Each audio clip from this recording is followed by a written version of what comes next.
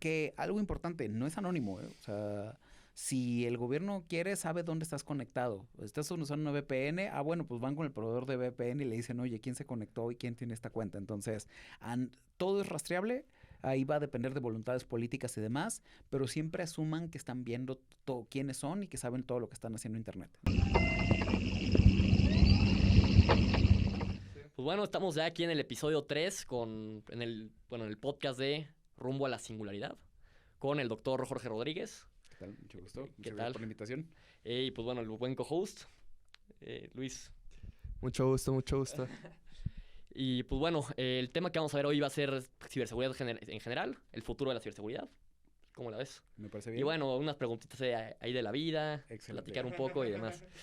Pues bueno, Jorge, ¿por qué decidiste ser profesor? Y bueno, doctor en general, dedicarte a la ciencia y demás. Ok. La verdad es que siempre me ha gustado mucho compartir esta parte del conocimiento. Yo cuando estaba más joven pensé que sí iba a ser profesor, pero tal vez mucho más grande. Okay. Pero bueno, se dio hacia el camino. Yo cuando salí de la carrera me invitaron a participar en un proyecto con HP. Y estaba en los laboratorios de HP. Esto era trabajando con los laboratorios que están en Palo Alto, California. En temas de inteligencia artificial, temas de nube. Entonces estuve desarrollando ahí y en ese entorno me di cuenta de la utilidad de, por ejemplo, de estudiar un doctorado, de estudiar algo que tuviera que ver con ciencias, para poder resolver ciertas preguntas que fueran interesantes. Okay. Entonces, a partir de ahí me dirigí a esa parte de la carrera científica. En HP todos eran, al menos tenían doctorado, todos tenían maestrías y todos tenían posgrados y hacían mucha parte de investigación, pero también era muy interesante que todos eran personas muy sencillas. De repente llegaba alguien y decían, viene el experto de base de datos, y era un señor en camisa hawaiana y chanclas, pero era un gurú de las bases de datos. Okay. Entonces, creo que eso también es inspirador, estar en un entorno donde todos son muy inteligentes, donde todos saben mucho de sus temas, pero que también todos están queriendo compartirlo, queriendo platicar esos temas. Entonces, de ahí me llevó a querer estudiar un doctorado, y en el doctorado me invitaron a dar clases y pues aquí estoy. Qué fregón. Oye, ¿eres ingeniero de software? Bueno, como sí, sistemas. Soy ingeniero en sistemas computacionales. Ya. Mi maestría es en ciencias computacionales y el doctorado en ciencias de la ingeniería. Ok, muy interesante. Bueno, tú te especializas en ciberseguridad. ¿Por qué tomaste ese camino? ¿Qué fue? La verdad es que siempre me ha gustado el tema de la ciberseguridad desde hace muchísimos años, tal vez desde niño o de adolescente. Tengo la suerte que mis papás, los dos, son de electrónica y comunicaciones, tanto mi papá como mamá. Entonces, siempre hubo computadoras en la casa, tuve internet en los 90, raro para alguien aquí en México, finales de los 90, pero tengo computadora desde que tengo 3, 4 años. Entonces, siempre me llamó como que mucho la atención esa parte y descubrí rápidamente, por estar investigando, por estar curioseando, todos los sitios de hacking y todo lo que se podía hacer. En realidad en la secundaria puse eso prueba porque no te dejaban hacer ciertas cosas a través de la red y dije, pues no me van a decir que no, entonces me salté todas las defensas de la red de la secundaria en la que estaba, pero también ayudé a que hubo una infección de virus y limpié todas las computadoras, entonces siempre como que me llamó la atención eso. Cuando fui creciendo, no necesariamente siempre estuve metido en ciberseguridad. Por ejemplo, en HP trabajaba más en áreas de redes, trabajaba más en áreas de inteligencia artificial y desarrollo, pero siempre ese componente de, oye, ya seguro todo lo que estamos haciendo, cómo evitamos que lo puedan atacar a estos modelos, que se puedan hacer cargo, que puedan tomar control de las computadoras. Entonces, cuando ya empecé a avanzar, pues siempre tenía como estos componentes de cómo te le agregaba estos temas de ciberseguridad, ya no hackeando cosas que no me permitían, es decir, pero en algún momento te portaste, sí, has dicho algo que te portaste, no te quiero exponer aquí tampoco, pero ¿te llegaste a portar mal en alguna red? Bueno. Creo que no, o sea, a partir de la secundaria, tal vez en la prepa, algunas cosas en las computadoras de, oye, necesito hacer esto y la computadora no me deja instalar, ¿cómo que no me va a dejar? Entonces, modificar algún laboratorio, cosas así, pero nada que afectar a las personas. Me acuerdo mucho hay un documento que se llama el Hacker Manifesto, y es todavía de estos documentos de Hackers Old School que tienen todavía no me acuerdo cómo se llama la imagen, el glider, creo. Sí. Entonces, sí, algo que decía es, nunca ataques a alguien tan grande que se puede dedicar los recursos para buscarte, pero tampoco ataques a alguien tan pequeño que no se pueda reponer de ello. Entonces, eso es muy importante porque no necesariamente quieres estar dañando a los demás o quieres estar haciendo cosas negativas, lo haces más por curiosidad. ¿Tú cómo definirías un hack? ¿Qué es un hack para ti? Un hack sería una solución ingeniosa a algún problema. Ya. O sea, es una definición muy, muy vieja de hack. Ok. Entonces, de personas que decían, oye, ¿sabes qué? Tengo este problema. No necesariamente es la solución más elegante. Hay veces que sí están centradas en la elegancia, pero están centradas en el ingenio, en cómo resuelves algo de una manera diferente de lo que está orientada a funcionar o hacer. Ok. Entonces, tristemente ese es mi estilo de programación también. Entonces, yo por eso digo que de todos los que conozco soy el peor programador. Siempre resuelvo las cosas, pero no necesariamente es de la manera más ortodoxa o más elegante. Sí funciona, no lo toques. En temas éticos, por ejemplo, se ha visto mucho como en el tema de ciberseguridad de personas que hackean con la finalidad de exponer como injusticias del mundo. O sea, ¿crees que se pueda justificar ese tipo de entrar sin permiso a lugares si es con un fin mayor, Es complicado decirlo. O sea, técnicamente no. O sea, tengo dos opiniones. Una opinión más profesional y una opinión más personal. Desde la parte profesional, y que eso es algo que intento pues, compartir con muchas personas, es que siempre hay que tener mucha ética con lo que se está haciendo. O sea, es como, pues, básicamente como otras armas. O sea, si tienes en tus manos esas capacidades, tienes que cuidar para qué lo estás haciendo y cómo lo estás haciendo. Además de que en ciberseguridad es un área muy pequeña, entonces si haces algo que no es apropiado, no poco ético, te vas a quemar y nadie te va a dar trabajo. Y se trata justamente de poder ayudar a la sociedad, de poder mejorar lo que estamos haciendo.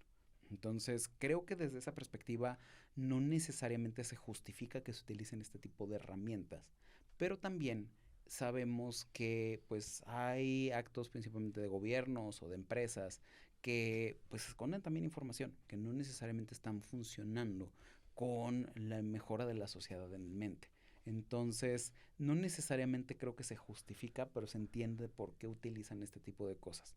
No, en un estado ideal, creo que llegarías a, oye, esto es transparente, no necesitas sacar esta información porque se comparte con la sociedad y la sociedad está lo suficientemente involucrada para poder pedir accountability, pedir auditorías de todo lo que se está haciendo y estar involucrada para ello, pero pues, no vivimos en ese estado. Sí. Creo que ningún gobierno, ninguna corporación en el mundo es así en este momento. Entonces, creo que no se justifica, pero se entiende las motivaciones de ciertos individuos que dicen, ¿sabes qué? Yo soy antisistema, anticapitalismo, antigobierno, claro, anarquistas y demás, que pues van a tomar estas medidas o van a estar, pues es finalmente otra herramienta para llegar a sus medios. Entonces, mientras no vivamos en este estado y haya este choque de ideales, seguramente va a seguir habiendo personas que lo hacen. No necesariamente lo recomiendo. Creo que no es la manera correcta. Más allá de la ilegalidad, porque es ilegal en todos los países, estar haciendo ataques y contraataques no necesariamente es la manera en la que llegas a generar confianza entre todos. Entonces, creo que es un punto difícil. Es un punto difícil. Pero yo no lo usaría de esa manera. Tengo una pregunta hecho follow para eso. En los 70s, 80s, lo que es la NSA en Estados Unidos tenía el poder computacional para desencriptar el algoritmo de DES, tengo entendido. ¿Crees que debe haber una institución que tenga el poder, de poder ver toda la información? ¿O crees que debemos proteger a toda costa contra cualquier organización los secretos? Creo que ahí sí me iría más por la parte más punk y diría que esto debe haber capacidades que las personas puedan proteger sus secretos. Ya. Porque regresamos a esta pregunta de Who Watches the Watchman.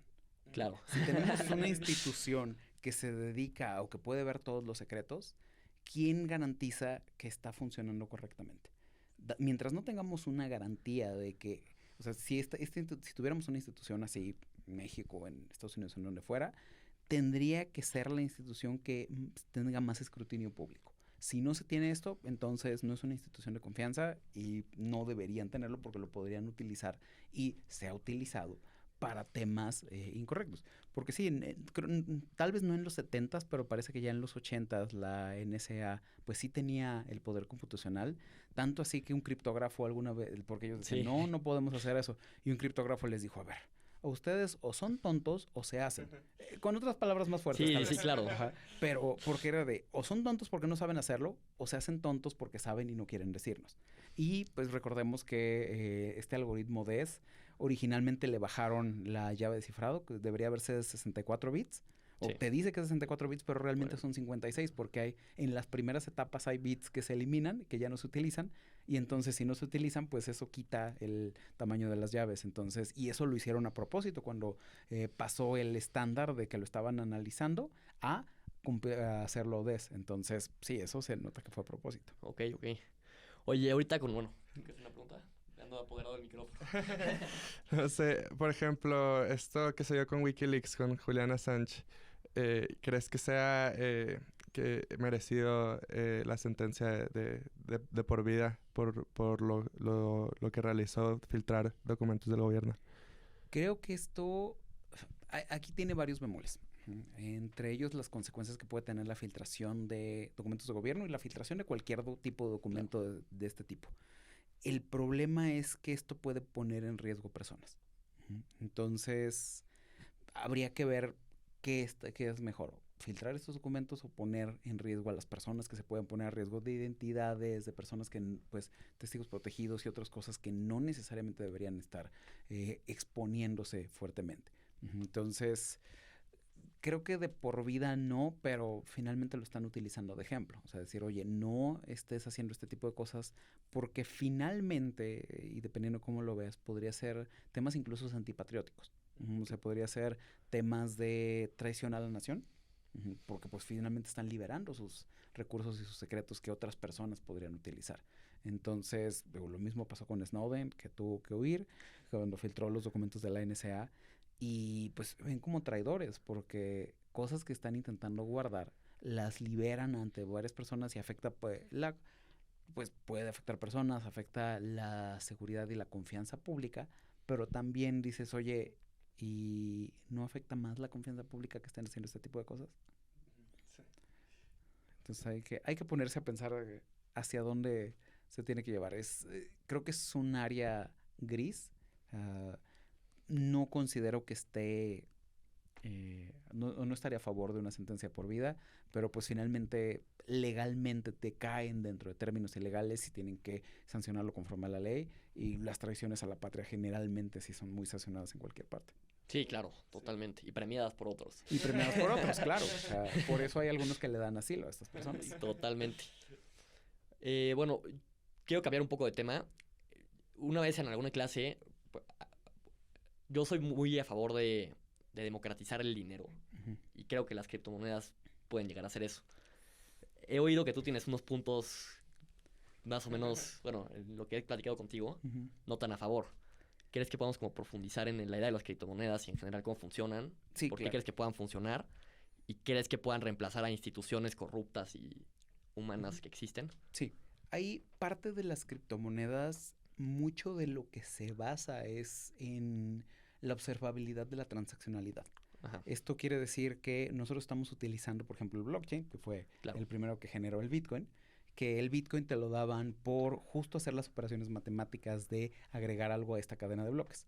El blockchain, no he visto que haya una killer app, este concepto de algo que venga a revolucionar todo esto y que todo el mundo diga, sí, necesito tener esto. Algo así como pues los editores de texto con las computadoras. De repente cuando podías editar un texto era de, necesito una computadora porque esto me va a facilitar la vida. El blockchain no necesariamente nos da esto, pero tiene la ventaja que nos da integridad en un entorno donde no necesariamente confiamos en el otro. Es decir, si lo pensamos con dinero, lo hemos visto en muchos videos de YouTube. Alguien deja dinero tirado a ver si se lo regresan y muchas veces no se lo regresan. Sí. Entonces, no necesariamente con motivaciones económicas, todo el mundo juega limpio. Y si estamos entonces en un entorno donde no confiamos en los demás, el blockchain lo que hace es que que todo el mundo tenga que verificar que lo que se está registrando ahí está correcto. Entonces, Ok. este encadenamiento lo que hace, es una cadena de bloques porque tienes un bloque de información y se encadena con el anterior, dado que puedes validar todo lo que ocurrió en esa cadena y todos lo pueden hacer, está distribuido. No hay una entidad central, un banco, por ejemplo, que te diga, yo valido que esa transacción ocurrió, sino que pues todo el mundo lo puede validar. Entonces, en ese caso, las transacciones vía blockchain o con criptomonedas Sí, te podrían servir para que las personas pues pudieran compartir, oye, yo le mandé esto a tal persona y entonces esto se valida públicamente. En ese caso podrían llegar a servir. El problema de la democratización de las criptomonedas es mucho de lo que tenemos de brecha tecnológica.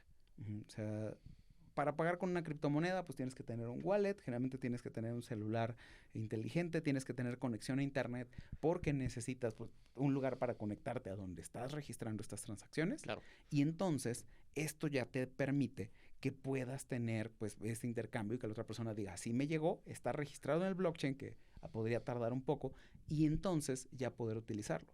Pero piensen cuántas personas no solamente no tienen acceso a internet, no tienen acceso a un celular que sea de gama media siquiera para correr algo pesado.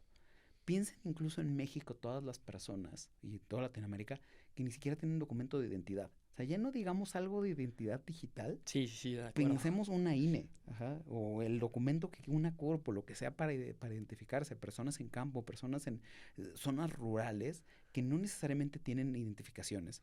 Y si no podemos resolver este problema de darle una identidad legal a las personas, muchísimo menos, todavía estamos muy lejos de poder darles un elemento tecnológico de acceso a estos elementos.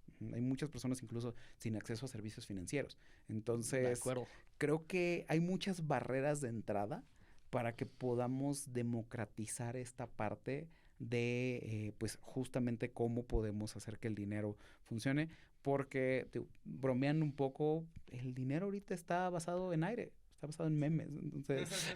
Totalmente. Sí, Está basado en lo que confiamos en por si estamos, si los que están dolarizados están basados en cuánto confían en Estados Unidos, pero la pregunta al mundo ahorita, ¿qué tanto confías en Estados Unidos? sí, no. Ajá. Y hablando de Estados Unidos, sí, ahorita China es potencia, ¿no? En todo el sector tecnológico. Sí, la verdad es que meten muchos temas de investigación. O sea, hay muchas ciudades que se están revolucionando la parte tecnológica. Tiene problemas sociales fuertes, pero también la implementación tecnológica que están haciendo y todo lo que pagan por que vayan otras personas a estudiar, porque vayan otras personas a implementar sus ideas, pues les está dando muchas ventajas porque se desarrolla local y todo se empieza a utilizar ahí, además de que es un mercado grandísimo. Entonces también el volumen de mercado ayuda para si alguien tiene una idea que pueda implementarse y obviamente con la bendición del Estado chino que pues, no afecte estos elementos, que muchas cosas de tecnología que mejoran la vida de las personas probablemente tengan ese go, pues entonces pues pueden acceder a muchos elementos. Entonces sí está creciendo bastante. Oye, ahí justo lo mencionaste, el Estado chino, que bueno, claramente controla toda la información que fluye por el país. Bueno, China, ¿no? En este caso. ¿Cuál crees que sea el futuro de la información en el mundo? ¿Crees que seguiremos como por Estados Unidos? Tal vez no somos dueños de nuestra información, pero por lo menos creemos que hay un poco más de libertad de la que hay en un país autoritario como China. ¿Crees que vamos más para allá o seguiremos como por la ruta donde estamos? Yo creo que va a haber más control. Y es que también depende mucho de las ideas que tengan las personas en cada lado. O sea, ve por ejemplo en México qué tan sencillo. Si alguien te dice, oye, vamos a poner más cámaras en la ciudad, ¿qué dices? Pues yo diría que sí, no sé. Yo también pienso que sería buena idea tener más cámaras. Y si tenemos más cámaras y que estén funcionando y que ahí se vean los impuestos, porque sabemos el nivel de delincuencia que hay en las ciudades en México. Y lo mismo pasa en Latinoamérica. Pero dile a un europeo que vas a poner cámaras en la calle, que vas a estar viendo lo que van a estar haciendo, y dice, no, oye, sabes que esto es una violación de mi privacidad. Entonces, depende mucho de la sociedad donde estemos. Creo que Europa sí es más por pelear por la parte de privacidad, pero en países latinoamericanos peleamos por la seguridad. no tanto por la privacidad. Es más, estamos de acuerdo a veces de dejar ciertos elementos de privacidad por sentirnos más seguros. Entonces, tenemos este lado y tenemos también otros intereses tal vez más corporativistas o más de gobierno, con lo que se conoce como la neutralidad de la red, que hemos tenido varias iniciativas de ley en Estados Unidos y en México que afectan estos elementos.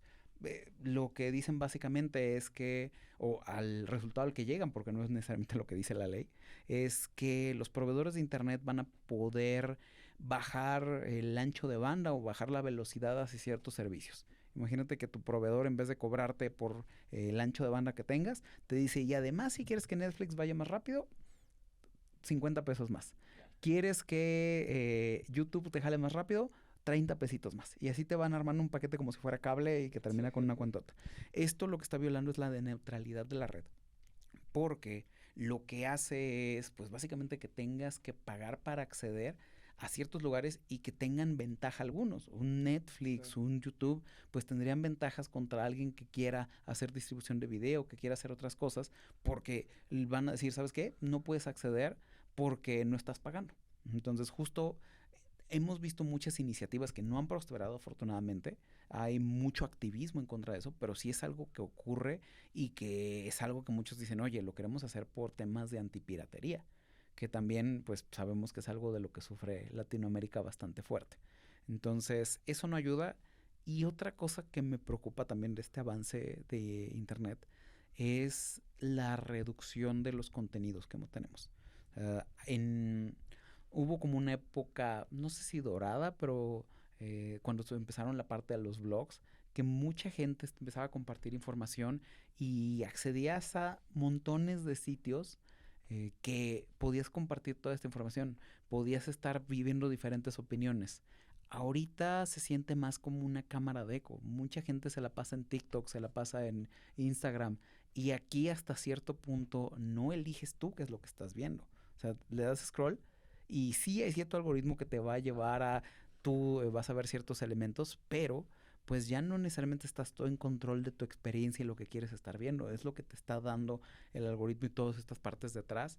Y pues finalmente hay mucho corporativismo detrás de esta parte. Entonces, esa reducción también me preocupa de hacia cómo se está reduciendo los accesos a los diferentes sitios, porque tenemos una concentración muy fuerte de, o sea, la gente ve Reddit, Facebook, Instagram, TikTok y a veces ya. Sí. Hablando de Estado y ahora volviendo un poco al tema de ciber, ¿qué tan frecuente crees que es que los gobiernos accedan a la información privada de los ciudadanos y si estás de acuerdo con que los gobiernos tengan este tipo de herramientas y accesos?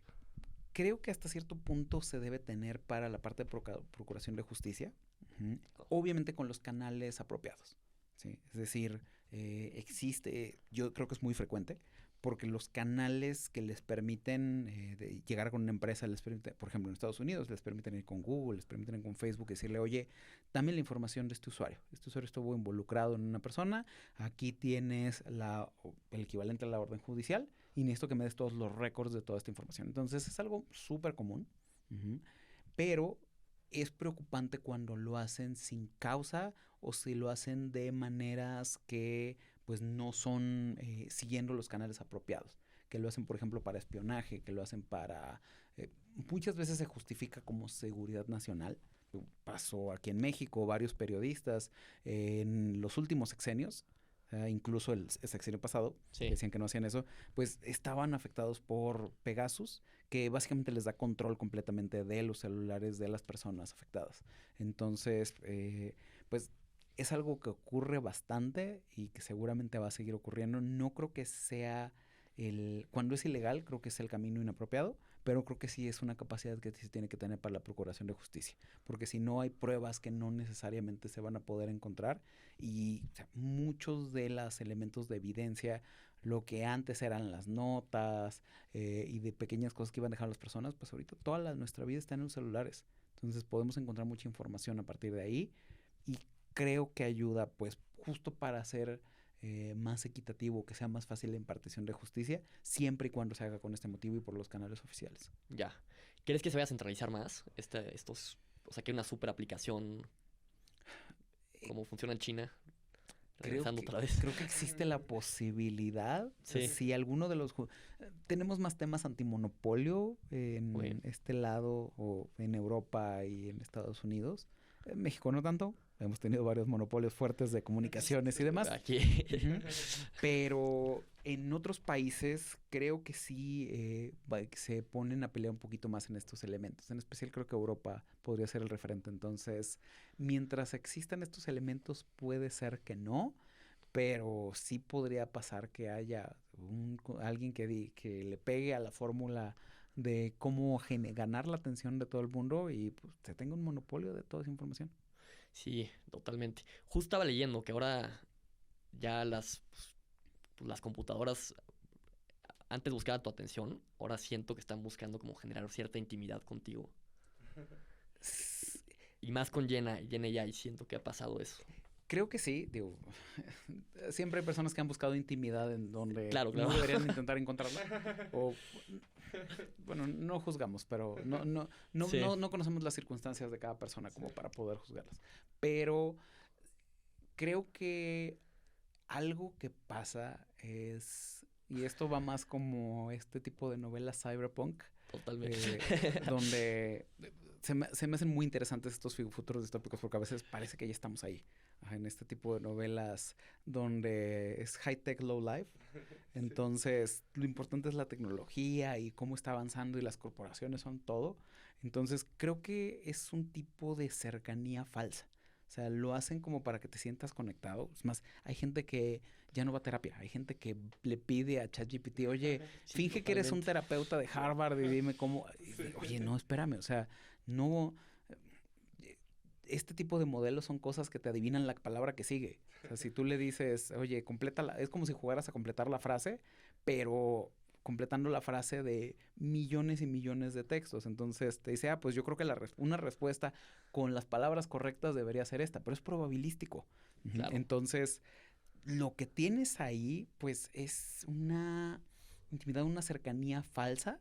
Y si es algo que se está propiciando, generalmente hay que preguntarse, oye, ¿por qué lo quieren propiciar esto?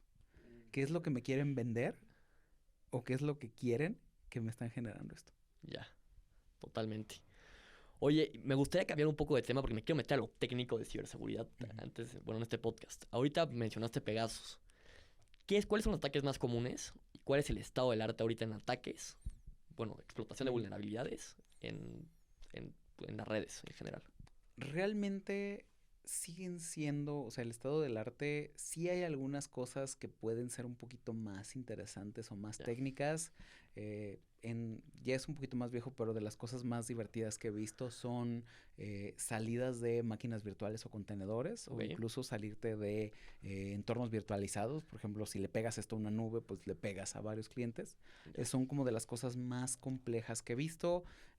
Se ha visto mucho creación más rápida de ransomware para que puedas saltarte todas las defensas y que tengas código polimórfico, pero ayudado con inteligencia artificial, para que un código polimórfico básicamente lo que hace es cambia la forma en que está el código. O sea, ¿se acuerdan de esta película de X-Men, de esta chava azul que se cambiaba? Mystique, ¿no? Ajá, de Mystique. Ajá. Básicamente, imagínense que un virus hace eso. Se puede cambiar de cara y entonces cuando el antivirus lo intenta detectar dice, no, tú eres Word, pásale. Ya. Entonces, un código polimórfico, que esto ya existía de los 90. ¿Como una tipo inyección?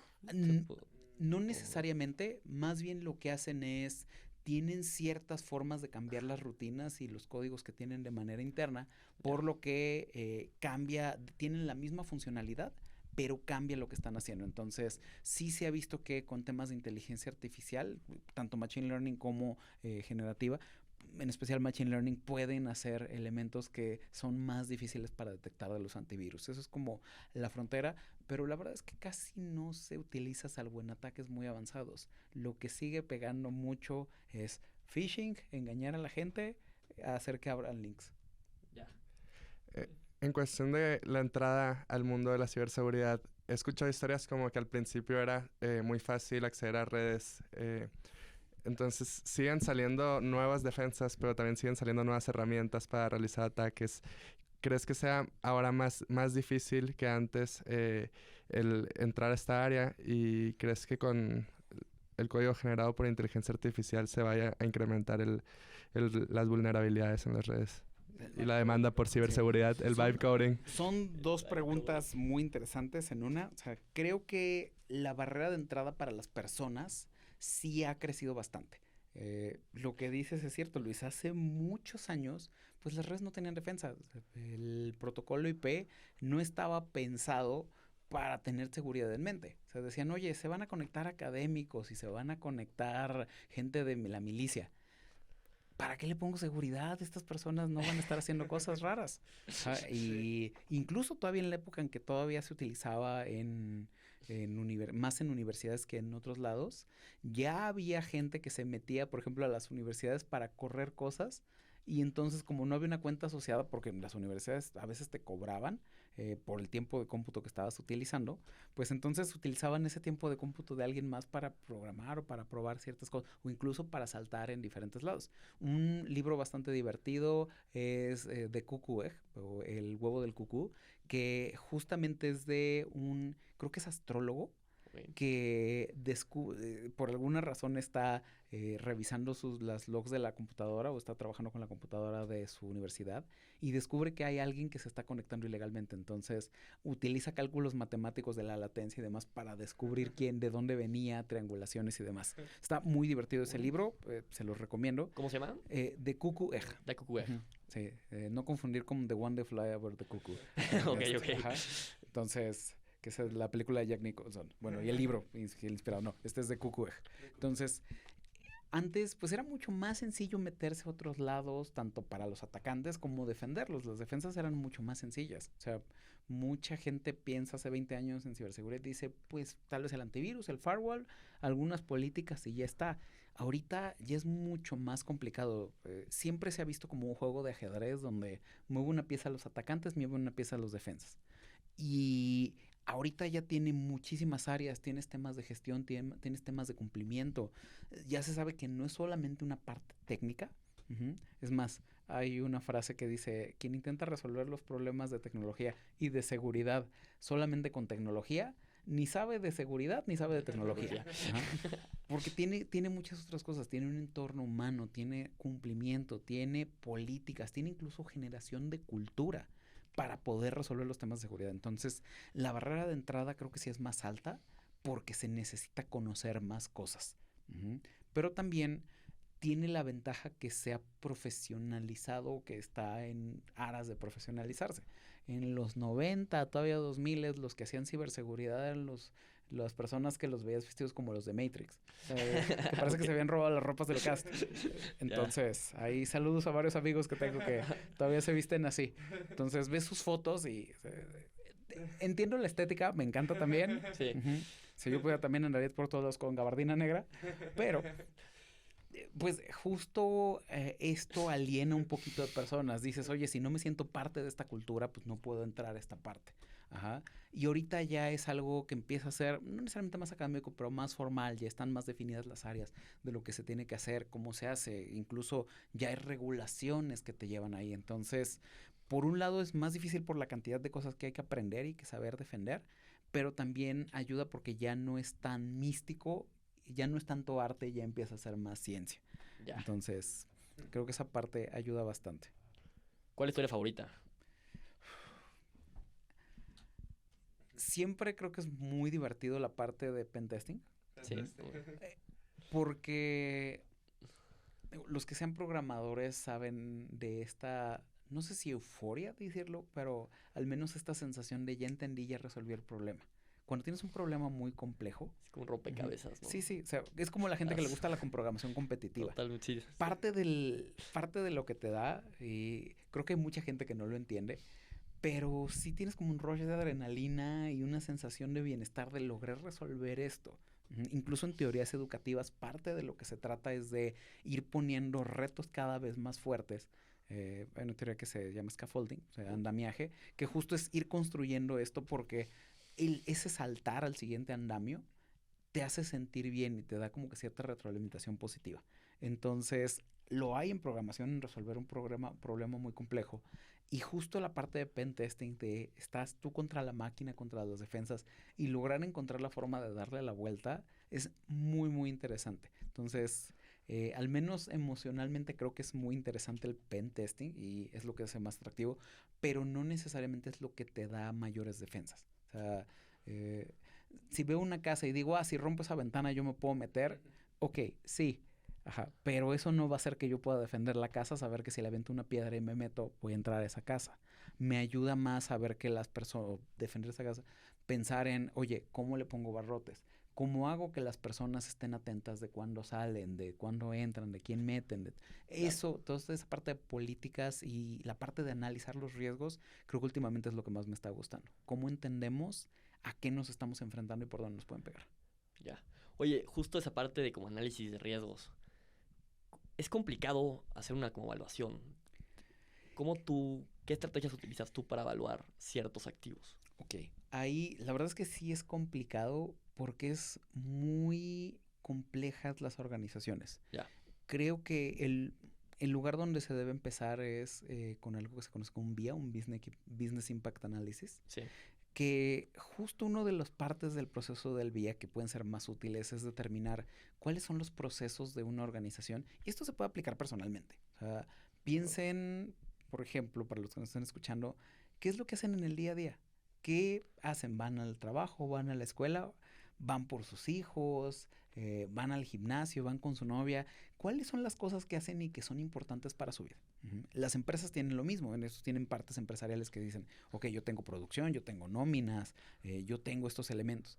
Una vez que se conoce cuál es el proceso, hay que determinar qué activos están involucrados dentro de esto. Es decir, qué se utiliza para eso.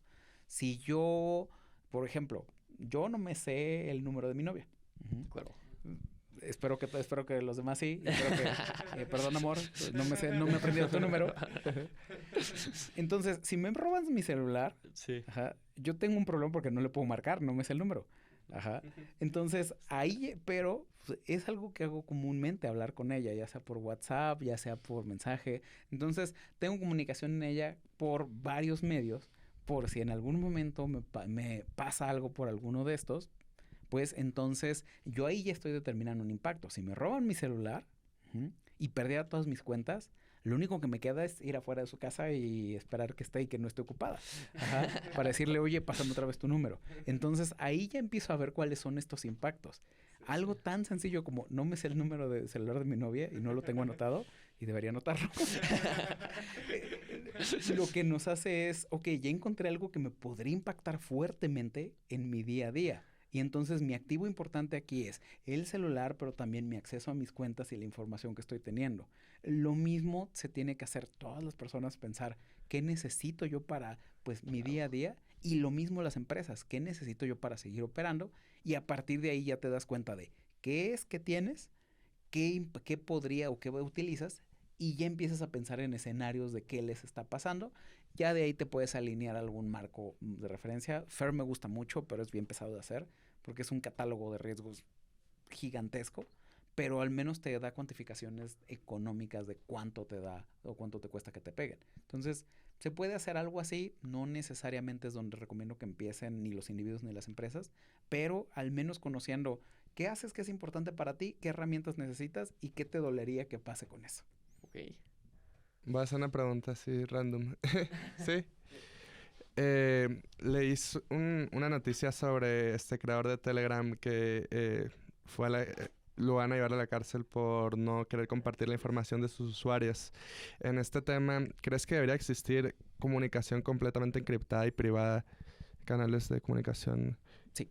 O sea, lo que platicábamos hace rato, mientras no haya una forma de garantizar que todo el mundo va a utilizar la información para bien, creo que todo, o sea, justo ahí es tal vez suena más punk, pero es justo esa democratización de las herramientas para cubrirse.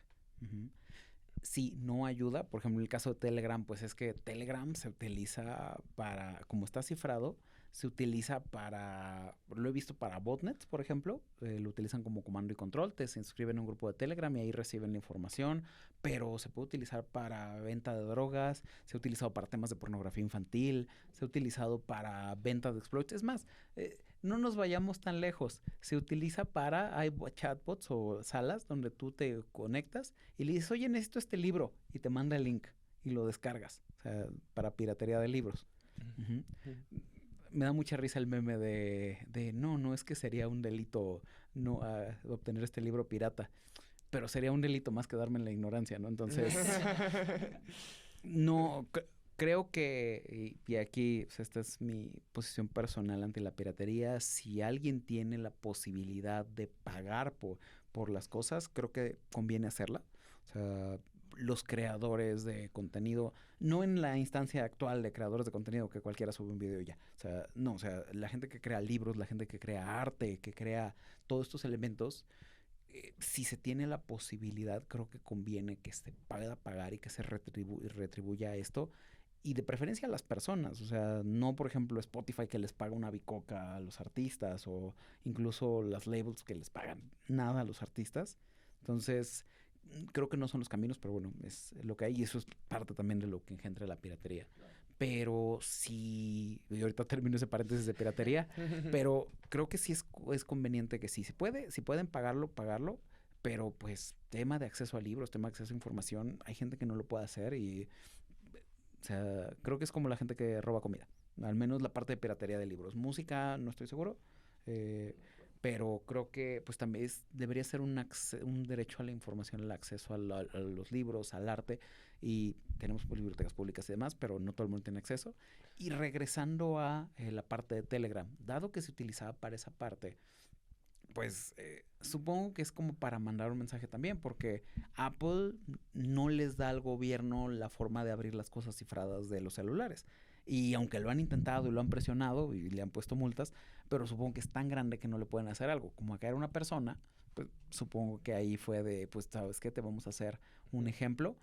Pero creo que sí es útil que se pueda hacer esto. O sea, creo que debería ser útil que todo el mundo supiera cómo abrir un puerto en su computadora, cómo abrir canales cifrados, porque nunca sabemos en qué momento se va a voltear y el internet ya no va a ser tan... O sea, ya no, tiene rato que ya no es lo que conocemos. Una de mis teorías de conspiración que me da mucha risa, pero que podría ser es de, oye, ¿y qué tal si el 80% del contenido es generado por bots? Y solamente el 20% de internet... No quería llegar a ese tema. Ajá, y el 20% del internet solo son personas. Creo que es de conspiración, pero... o sea, hay una gran parte que son bots. ¿Cómo debería cambiar la autenticación en general en internet para eliminar estos bots? Y más ahora que ya se ven muy parecidos a humanos. Que creo que ya son casi bastante indistinguibles, ¿no? Al menos en contenido sí, aunque también depende del humano que lo intente distinguir. No, de acuerdo, ajá, totalmente. O sea, sí, no es lo mismo mi abuelita sí. que... Exacto. O sea, que le habla Chayanne a mi abuelita. Sí. O le manda un mensaje a Chente, que ya no vive, pero sí, seguramente sí se la cree, ¿no? Entonces, sí, totalmente. Sí. Entonces, depende mucho de la persona que esté implementando este test de Turing para determinar si la computadora le engaña o no. Pero ahí depende. ¿Queremos perder la anonimidad del internet? Que algo importante, no es anónimo, ¿eh? O sea... Si el gobierno quiere, sabe dónde estás conectado. Estás usando una VPN, bueno, pues van con el proveedor de VPN y le dicen, oye, ¿quién se conectó y quién tiene esta cuenta? Entonces, todo es rastreable, ahí va a depender de voluntades políticas y demás, pero siempre asuman que están viendo quiénes son y que saben todo lo que están haciendo en internet. Entonces... ¿Cuál es ahorita el paraíso más grande de los hackers? Es una buena... ¿Dónde están geopolíticamente? Depende de que estés hackeando. Ya. O sea, si estás hackeando Estados Unidos, tu paraíso es Rusia. Oh, estás hackeando a Rusia, sí. Estados Unidos. Pero si estás hackeando a Rusia, Estados Unidos. Ajá. O a China, probablemente Estados Unidos. Ya. O sea, si te agarran, va a ser China va a decir, oye, mándamelo y a ver, convence a Estados Unidos que manden a alguien a China por hackearlos. Sí, de acuerdo. Un ataque comercial a una nación pacífica, bueno, que no tiene grandes enemigos. No sé, yo he visto mucho como en Pakistán, India, como ciertas zonas de Asia. No es que no tengan muchos enemigos, ¿eh? Bueno, no sí, sé. Sí, yo me refiero tipo un situación... México que no tiene muchos enemigos. Si quieres pegarle como a algún lugar, como a un comercio, Ujú. ¿dónde sería un buen lugar para esconderte? Con México está complicado porque, o sea, México es amigo de muchas Justo, personas. justo. Entonces sí tendría que ser algo como... Tendrías que buscar algún lugar donde no tengamos un convenio de extradición. Que México está en una posición rara. Porque hay algo que se conoce como el Convenio de Budapest, que tiene sus ventajas y desventajas. Pero básicamente lo que intentaba hacer es una legislación común para que se pudieran hacer extradiciones más sencillas y que se pudiera perseguir de manera más fácil el delito informático. Entonces hay países que sus legislaciones informáticas de crimen digital tienen que ver con el Convenio de Budapest y están adheridos a... México es observador, es decir, pues les gusta a los legisladores, pero las veces que me ha tocado platicar con legisladores dicen es que mira, el convenio de Budapest no es viable implementarlo directamente en México porque algo que pide la Constitución en México es que tengamos sentencias mínimas y máximas y el convenio de Budapest no tiene estos elementos. Entonces hace muy difícil que los legisladores se pongan de acuerdo cuál es la pena mínima y máxima que tenemos que tener de todos los delitos que vienen ahí. Y si no está como delito en un país, pues no pueden necesariamente agarrarlo en ese país porque dicen, oye, es que ¿con qué fundamento judicial lo agarro? Espero no estar diciendo tonterías, perdón a mis amigos abogados y de derecho informático que saben muchísimo más de esto que yo. Uh-huh. Pero justo, o sea, al parecer uno de los problemas que tenemos es eso. Si no hay una ley que diga esto es ilegal, digamos en el Código Penal Federal o en algún Código Penal estatal, pues no pueden atrapar a una persona porque no hay un delito que perseguir. Y si no hay un delito que perseguir, no lo pueden agarrar para mandarlo a otro país. Entonces, muchas veces lo que hacen es, sabes que a esta persona la tenemos vigilada y en el momento que pisa este país, ahí lo agarramos. Entonces, también esa es una desventaja de alguien que se dedicara a eso. O sea, no podría viajar. Claro, Uh-huh. totalmente. Entonces, pero sí, buscaría, o sea, si alguien quisiera hacer eso, buscar donde no hay una parte de extradición, aunque también con temas de impunidad que luego vemos, igual y lo haces desde aquí, ¿no? Claro, claro. ¿Cuáles son algunos consejos y recursos que recomendarías a alguien que quiera entrar al área de ciberseguridad? Depende de a qué área quiera ir. Uh-huh. Creo que es complicado. O sea, estamos en un punto complicado. Incluso siendo profesor universitario, o sea, de repente tengo la opinión de, oye, es que técnicamente todo lo puedes encontrar en línea. Uh-huh. Pero no que sepas que está en línea significa que lo vas a entender o que incluso esté o que tenga la curaduría suficiente como para que sea el path óptimo que pueda seguir. Entonces, hasta este momento, ya en unos años sí dejo de ser profesor universitario porque creo que es un camino mejor, otro les aviso, pero por el momento creo que todavía los estudios universitarios te pueden servir porque al menos si quieres verlo desde la parte tecnológica, necesitas un buen entendimiento de programación, o sea, para entender pues, cómo corre todo. Necesitas un buen entendimiento de redes, cómo se comunican todos, y de sistemas operativos, cómo están por dentro, cómo es todo lo que está funcionando. Y de ahí pues puedes empezar a construir a nube, puedes empezar a construir a código específicamente, si quieres irte hacia la parte técnica de seguridad. Pero también algo que hemos visto es que pues cada vez más hay personas que vienen de áreas diferentes. O sea, también creo que no es necesario directamente un título universitario. Es un camino útil porque además te permite pivotear hacia otras áreas si al final no te gusta ciberseguridad y estás queriendo comprender estos elementos. Si no, o si ya tienes una carrera o ya tienes estas bases, hay que decidir qué área quieres. Hay una cosa que se llama Cybook, que es una iniciativa creo que de Inglaterra, al menos creo que es europea.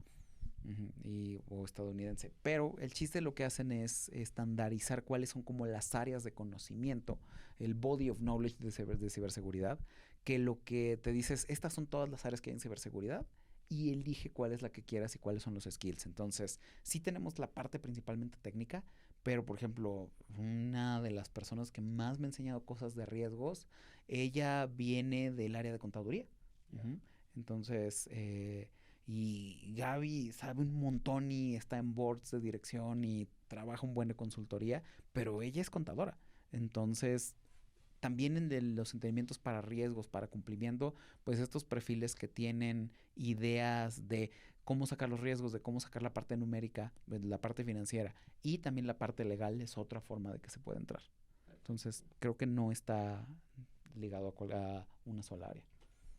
Oye, y bueno, ahorita que está muy de moda todo el vibe coding, desarrolladores, ¿qué consejo le darías a un vibe coder o qué es lo mínimo que debe saber de ciberseguridad antes de montar algo en la nube y montar cualquier servicio? Ahí hay que tener cuidado primero con los códigos que nos dan, en especial las inteligencias artificiales, toda la parte generativa, porque a lo mucho he visto que me dan tanto optimizaciones, elegancia y seguridad de uno de mis alumnos de cuarto. Ya. Y ahorita tiene rato que no les doy clase a los de cuarto, entonces tal vez uno de segundo, ¿no? Entonces, para las cosas básicas te sirve bien y puedes sacar pequeños tidbits. O sea, yo uso, por ejemplo, de repente, no me acuerdo cómo sacarla ahora, y quiero sacar algo para sacar un timestamp. Entonces le digo, oye, dame un código que me dé el timestamp y me va a dar un buen de código, pero me quedo con 3 líneas que son las que no me acordaba. O las que quería mira, así haría esto, está bien. Pero hay que tener muy en cuenta toda la parte de sanitización. Muchos ataques vienen a partir de las entradas del usuario. Y si no estamos haciendo las verificaciones correctas en esta parte, muy probablemente nos puedan meter gol por ahí. Ya sea porque tenemos un atacante muy inteligente o también un usuario con pocas habilidades que escribe cosas raras y entonces puede llegar a tirar nuestro sistema. De los dos lados del espectro hay que preocuparnos y el problema es que muchas veces lo que ya conoce un buen programador, ni siquiera que sepa de seguridad, claro, que sabe de las sanitizaciones, las validaciones que tiene que hacer, todos los códigos generativos te dan básicos de esos, pero no te lo dan correctamente. Entonces, creo que serían las primeras cosas que tienes que checar. Y el problema que tienen estas personas que pues utilizan esto es que pasan más tiempo viendo el debugueo y viendo que no están todos los casos límite a que si lo desarrollaran desde cero. Entonces, para cosas muy básicas sí se puede y poco a poco va a ir avanzando, pero los casos específicos, los casos bien de seguridad, todavía no los tiene bien la inteligencia artificial. Ya. Entonces, sanitización. ¿En qué otras formas crees que va a afectar la inteligencia artificial, los avances en la inteligencia artificial a la ciberseguridad? Tenemos varias cosas. Uno, tenemos, por ejemplo, toda la parte de phishing a través de videos. Tenemos la parte de los deepfakes.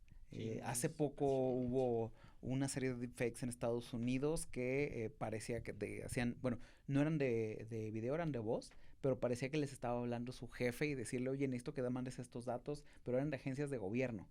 Ajá, entonces, pues, parecía la voz de los jefes y hubo gente que sí cayó. O sea, entonces creo que esto es algo que se va a seguir utilizando porque cambian los medios, pero el ataque es el mismo. Están intentando explotar la confianza de la gente. Antes decían, soy tu banco, dame esta información. Ahorita es de, soy tu jefe, soy alguien que conoces. Y ahí la recomendación ante este tipo de cosas es, generalmente, pues, están intentando engañarte que es otra persona. Si te piden algo que normalmente no te pedirían, desconfía. Ya. Oye, hablando justo de deepfakes, ¿crees que lleguemos a ver nosotros una tragedia así a nivel que un estado se caiga o algo a causa de deepfakes, como, no sé, algún tipo de revolución? Me gustaría lanzar una bomba atómica, cosas que puedan pasar. Me gustaría pensar que no, que hay muchas salvaguardas para evitar eso. O sea, por ejemplo, la parte atómica no es que una persona lo mande y ya, tienen que haber toda una cadena de comando. Claro. Entonces, creo que sería difícil, pero que haya algún ataque que tenga impactos fuertes, yo creo que eso sí nos va a tocar verlo en algún momento. Digo, lo vimos con Colonial Pipeline. Sí. Que pues hubo gente que se quedó sin gasolina o que no podían tener acceso a ciertos elementos y imagínense que esto hubiese sido en estas ventiscas que luego pasan. Ajá. O imagínense que afectan la infraestructura de CFE ahorita que hace calor, que no se va a prender el clima. Entonces, sí, no, afectas a millones de personas. Entonces, creo que nos va a tocar verlo y pues hay que estar preparados para ello. Ya. Oye, bueno, estamos platicando de autoridades y demás. ¿Crees que una autoridad no humana, te diría que casi perfecta, podría tener el control sobre nuestra privacidad y seguridad a un punto óptimo? Hay ciertas teorías de gobierno que dicen, oye, ¿y sabes qué? ¿Y si lo automatizamos? Por ejemplo, si Sí, justo. automatizamos el voto y que tú tengas una entidad que pueda votar por ti porque conoce tu perfil y diría, yo que tú votaría por esto porque esto está alineado con tus ideas. Entonces, si tuviéramos esta autoridad perfecta, creo que podría ser, siempre y cuando salvaguardáramos, o si lo quisiéramos como conocemos las democracias actuales o las repúblicas actuales, cómo tenemos esa representatividad de todas las personas. Porque algo que preocupa es, ok, si tienes esta parte casi perfecta, pero la controla una entidad de gobierno, ¿y cómo sabes que no va a ser por los intereses de entidad de gobierno y no los intereses generales? Y eh, algo que tiene y que por lo que creo que no vamos a llegar directamente a que las inteligencias artificiales digan todo lo que se tiene que hacer, es la parte de la responsabilidad. Alguien se tiene que hacer responsable y, o sea, la inteligencia artificial, ¿qué? ¿La pagaste? Si la castigas, ¿la quieres apagar y ya? ¿Sería un buen castigo? ¿Aceptarías un castigo en caso de que haga un genocidio o de que decida algo o sea, uh-huh. ¿Crees que no se puede porque como el humano requiere un culpable siempre, como siempre, cierta... Creo que no es tanto la parte del culpable. ¿Sí? Creo que es la parte de un responsable. De quién se va a hacer responsable de las cosas. Porque si nadie se hace responsable de las cosas, pues hay mucha gente que diría yo puedo hacer lo que quiera. O sea, piensa toda la gente que dice es que si Dios no existe, sí, yo puedo matar a todos porque no tengo nadie que me vaya a castigar. Claro. Entonces, si no tienes esta parte de la responsabilidad, ¿qué acciones vas a poder tener? ¿Y confías realmente en alguien que no se va a hacer responsable? Sí, la verdad. Es una pregunta fuerte. Es una pregunta. Yo no, pero tal vez en unos años sí. Pues bueno, ya estamos cerrando. No sé si tengan ustedes algo que agregar, alguna pregunta. Creo que platicamos mucho de futuros y cosas cyberpunk interesantes. Sí. Pero regresando al presente y aprovechando la parte de ciberseguridad, creo que mis consejos básicos serían tener cuidado. Nadie les va a ofrecer nada gratis, entonces tener cuidado con... sí, con todo, es como esa frase de no es oro todo lo que brilla. Entonces si les ofrecen algo que suena muy bien, analícenlo, vean de dónde viene, acuérdense que nadie les va a pedir nada que no quisieran dar, contraseñas, dinero y demás. Entonces eso los van a intentar engañar para esa parte y pues tener cuidado en dónde le hacemos clic. Eso nos puede salvar de muchísimas cosas. Tener mucha alerta de no dar cosas que no nos pidan y de no estar pensando que alguien nos va a pedir algo raro y tenemos que responder. No, generalmente si nos piden algo, dudar de ello. Si es gratis o nos piden algo, duden. Oye, ¿y cómo te ves hacia el futuro? ¿Optimista de lo que está pasando? De los cambios en internet, cambios en seguridad y cambios en inteligencia artificial y autenticación. Creo que va a ser interesante. Siento que sí estamos de repente en esto de las medionovelas cyberpunks que va cambiando mucho el control que se tiene de la red.